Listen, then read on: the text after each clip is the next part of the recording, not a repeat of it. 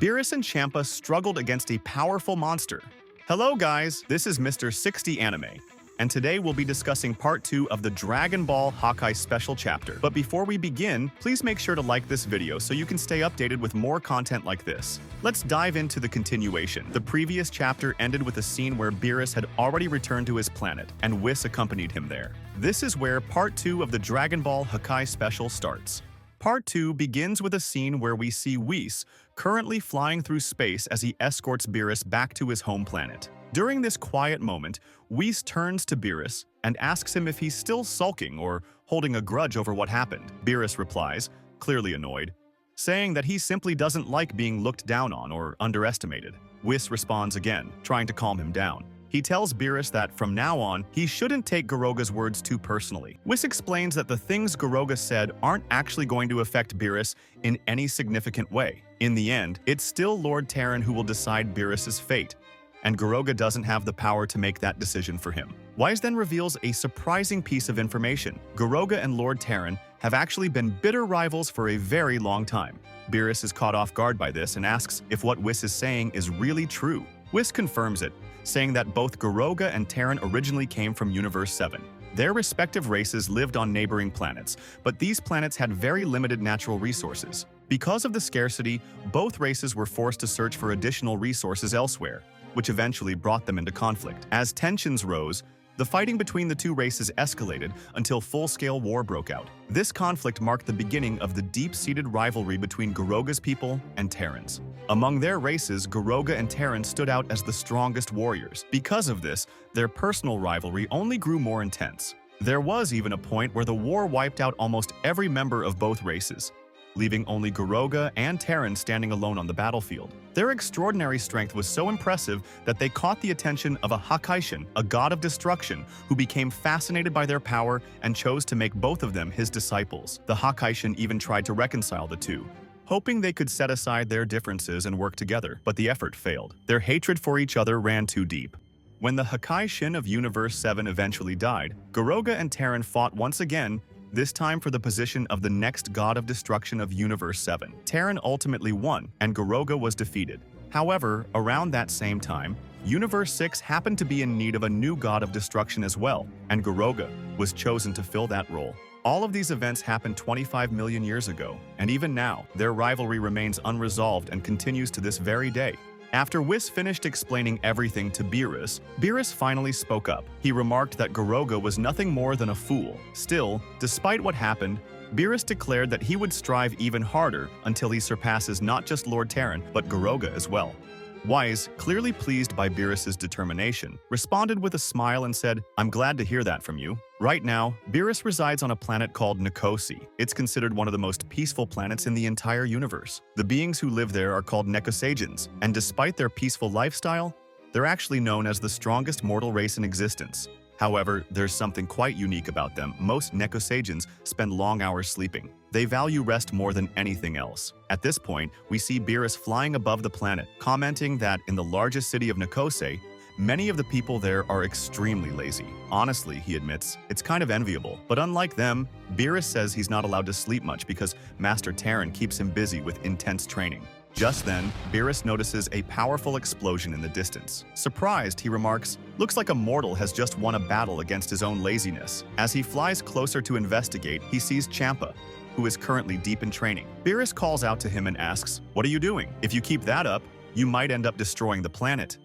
Champa responds, "I know what I'm doing. I don't have a proper planet to train on, and I don't have any gods or angels to teach me how to control my power." Hearing this, Beerus responds again, "So you're still bitter because I was chosen and you weren't, just accept it." Soon after, Master Terran and Whis arrive. Terran tells Champa that it would be better if he just relaxed and joined the festival with the mortals instead of isolating himself. "That would be a much better way to spend your time than sulking," Terran says. But Champa answers firmly, "You've got it all wrong. Why don't you do something useful instead? Teach me the things that you've learned from Master Terran." Beerus looks at him, surprised by the request, and asks, "Are you really serious about what you're asking me?"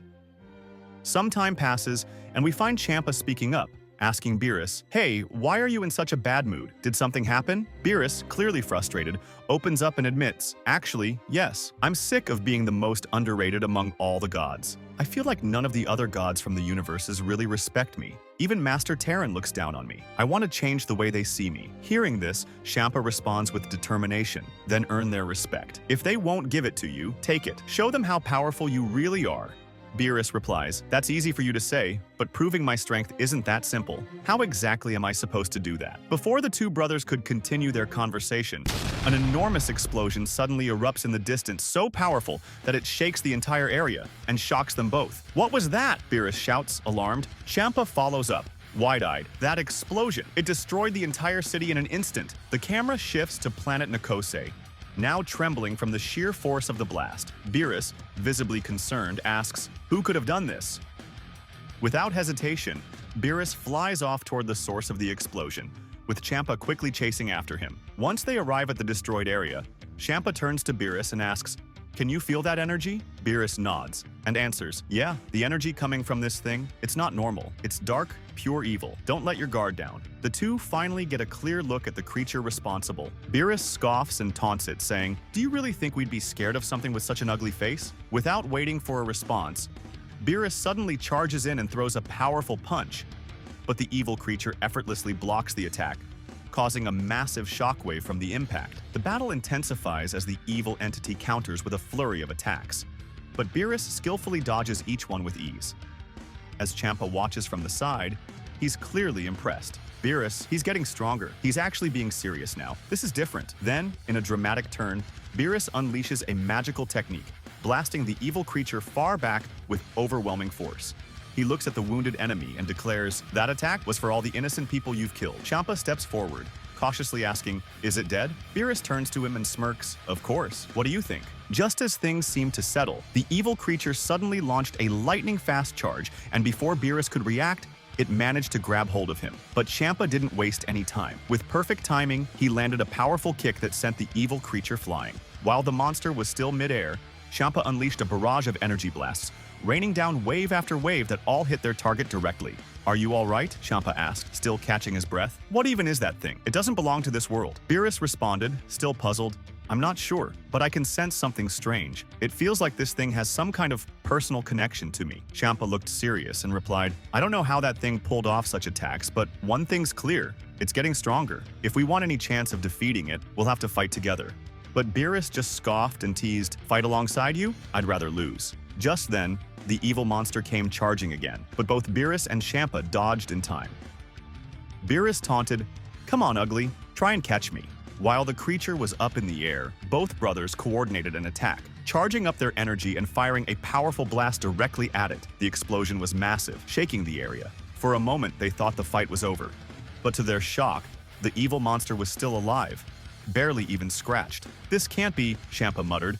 That was my strongest attack. Beerus, now clearly frustrated, added, our attacks, they're not working on it anymore. There's only one technique I have left, but I don't want to use it. I haven't fully mastered it, and using it could destroy this planet. He paused for a moment, then added, but that doesn't mean I'm afraid to use it. Before he could make a move, several members of Beerus's own race suddenly arrived, furious about the destruction the evil monster had caused to their home. But Beerus warned them, you can't defeat this thing.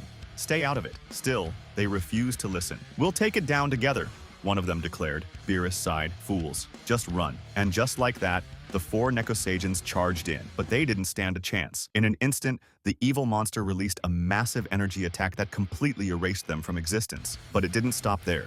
The energy wave kept going, and now it was heading straight for Beerus's home planet. Champa looked up in panic and shouted, if that attack hits our planet, it'll be completely destroyed. Without hesitation, Beerus sprang into action, rushing toward the incoming blast to try and stop it.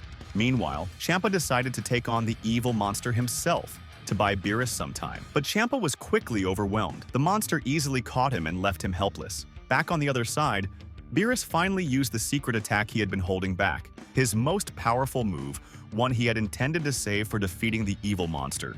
Instead, he had no choice but to use it to block the massive energy wave heading for their planet. Thankfully, he succeeded in stopping the attack, but it came at a cost. He could no longer use that move again.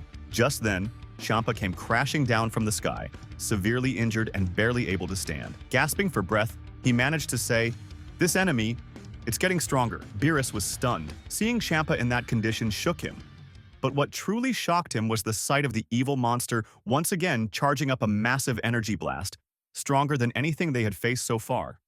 Beerus muttered, "I already used all of my remaining ki on that last hakai attack. Even if I had my full strength, I'm not sure I could stop this one. This monster has completely surpassed me." Realizing he had no power left to fight back, Beerus closed his eyes and accepted his fate. "I think this is the end," as the evil monster unleashed its devastating blast, aimed directly at both Beerus and Champa. Something unexpected happened. A powerful voice suddenly echoed, "Well done, Beerus!